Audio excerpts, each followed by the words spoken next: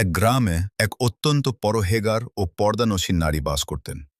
বিয়ের পূর্বে তার একটিই শর্ত ছিল, যিনি তাকে আজীবন পর্দার সাথে রাখবেন তিনিই তাকে বিয়ে করতে পারবেন। পরিশেষে এক যুবক এই শর্ত মেনে তাকে বিয়ে করেন। সময়ের সাথে সাথে তাদের সংসার বড় হতে থাকে।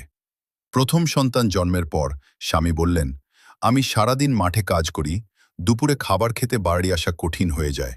তুমি যদি কষ্ট করে খাবারটা মাঠে দিয়ে আসতে। স্ত্রী রাজি হলেন। দ্বিতীয় সন্তান জন্মের পর স্বামী বললেন, সংসারের খরচ বেড়েছে, তুমি একটু মাঠে সাহায্য করলে ভালো হতো। এভাবে পর্দা থেকে তিনি ধীরে ধীরে আধা পর্দায় চলে এলেন। তৃতীয় সন্তানের জন্মের পর স্বামী তাকে একদম বেপর্দা অবস্থায় মাঠে কাজ করতে বাধ্য করলেন। বছর যায়, সন্তানরা বড় হল।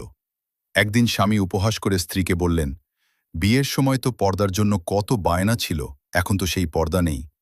জীবন তো আগের মতোই কাটছে, লাভ কি হলো? স্ত্রী বললেন, তুমি পাশের ঘরে লুকিয়ে থাকো, আমি তোমাকে পর্দা ও বেপর্দার পার্থক্য বুঝিয়ে দিচ্ছি। স্ত্রী নিজের চুল এলোমেলো করে কান্নার অভিনয় শুরু করলেন।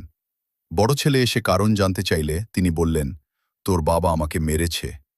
বড় ছেলে মাকে সান্ত্বনা দিয়ে বলল, বাবা মারলে কি হয়েছে?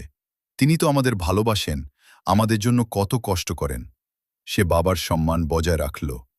মেজ ছেলে এসে একই কথা শুনে রেগে গিয়ে বাবাকে দু একটা কটু কথা বলল এবং মাকে চুপ করিয়ে চলে গেল। ছোট ছেলে সব শুনে আগ্নেয়গিরির মতো ফেটে পড়ল। সে গালিগালাজ করতে করতে লাঠি তুলে নিল বাবাকে মারার জন্য। তখন স্ত্রী তার স্বামীকে ডেকে বললেন, শোনো, প্রথম ছেলেটি যখন পেটে ছিল আমি তখন পূর্ণ পর্দার ভেতর ছিলাম, তাই সে আজ তোমার সম্মানের পর্দা বজায় রাখল। দ্বিতীয়টির সময় আমি অর্ধেক পর্দায় ছিলাম, তাই সে তোমার অর্ধেক সম্মান রাখল। আর এই ছোটটি যখন জন্মালো আমি তখন সম্পূর্ণ বেপর্দায় ছিলাম, তাই আজ সে তোমার সম্মানের পর্দাটি টেনে ছিঁড়ে ফেলতে দ্বিধা করল না। নারীর পর্দা এবং পবিত্রতা কেবল তার